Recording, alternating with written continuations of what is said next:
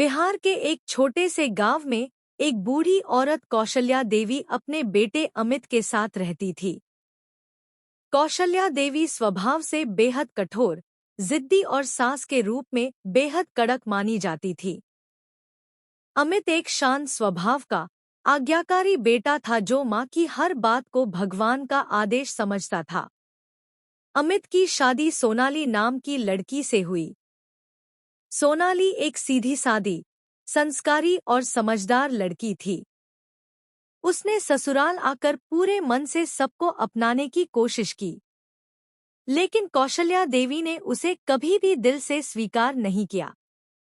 ये कैसी बहू है, सुबह उठते ही चाय नहीं बनाती, न पैर दबाती है, न बातों में मिठास है। कौशल्या देवी अक्सर पड़ोस की औरतों से बहू की शिकायत करती थी। सोनाली सुबह जल्दी उठकर सारा घर संभालती, खाना बनाती, सफाई करती, पूजा करती, फिर भी कौशल्या देवी को वह हर बात में खटकती थी।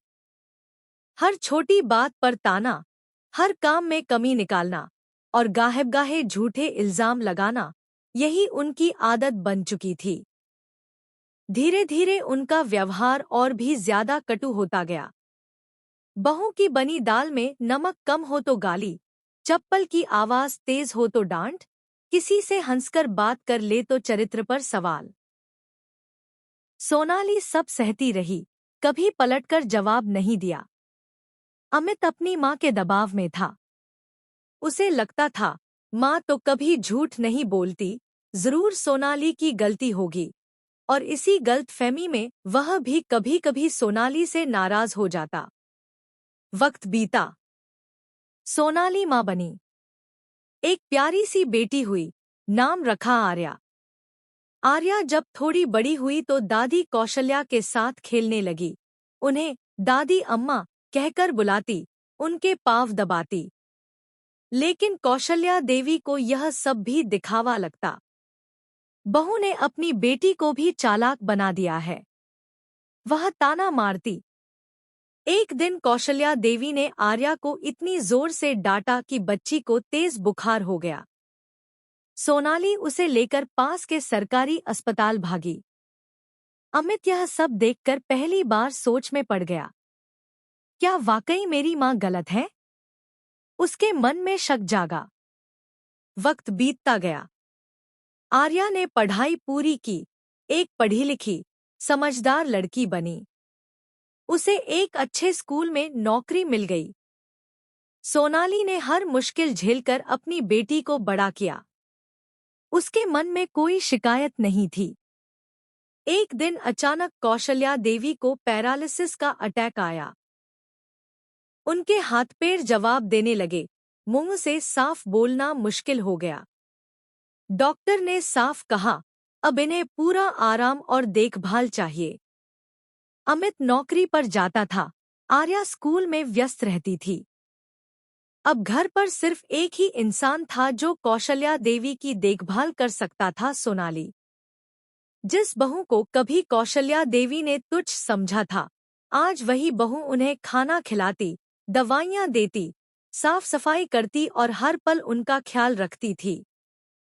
कौशल्या देवी के चेहरे पर हर दिन शर्म और पछतावे की लकीरें गहरी होती जा रही थी। एक दिन उन्होंने सोनाली का हाथ पकड़कर बड़ी मुश्किल से कहा, बहू, मैंने तुझ पर बहुत जुल्म किया। तूने सब सहा, फिर भी आज मुझे संभाल रही है। मुझे माफ कर दे। सोनाली की आंखें भर आईं। उसने शांत स्वर में कहा, माँ, बेटी बनकर जिस घर में आई हूँ, उस घर को कभी छोड़ नहीं सकती। आपने माँ नहीं समझा, लेकिन मैं आपको माँ ही मानती रही। कौशल्या फूट फूट कर रोने लगी। वो जो अकड़ और घमंड था, अब पश्चाताप में बदल चुका था। कुछ ही महीनों बाद कौशल्या देवी ने दुनिया को अलविदा कह दिया। अंतिम समय में उन्हें उस बहू का साथ मिला, जिस पर उन्होंने सबसे ज्यादा अत्याचार किए थे। सोनाली की आंखें भर आईं। उसने शांत स्वर में कहा, माँ, बेटी बनकर जिस घर में आई हूँ, उस घर को कभी छोड़ नहीं सकती। आपने माँ नहीं समझा, लेकिन मैं आपको माँ ही मानती रही। कौशल्या फूट फूट कर रोने लगी। वो जो अकड़ और घमंड था, अब पश्चाताप में बदल चुका था। कुछ ही महीनों बाद कौशल्या देवी ने दुनिया को अलविदा कह दिया। अंतिम समय में उन्हें उस बहू का साथ मिला जिस पर उन्होंने सबसे ज्यादा अत्याचार किए थे। गांव में लोग हैरान थे कि ऐसी बहू अब भी होती है, जिसने हर दुख सहकर भी अपने सास का अंतिम संस्कार पूरे सम्मान से किया। अमित को भी अपनी गलती का एहसास हुआ। उसने सोनाली से माफी मांगी और अपने रिश्ते को एक नई शुरुआत दी।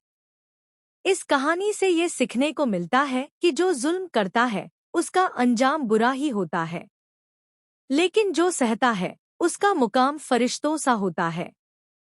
समय बदलता है और सही गलत का हिसाब खुद वक्त करता है। अगर आप चाहें तो मैं इस कहानी का ऑडियो वर्जन, वीडियो स्क्रिप्ट या एनिमेटेड स्टोरी फॉर्मेट में भी तैयार कर सकता हूँ।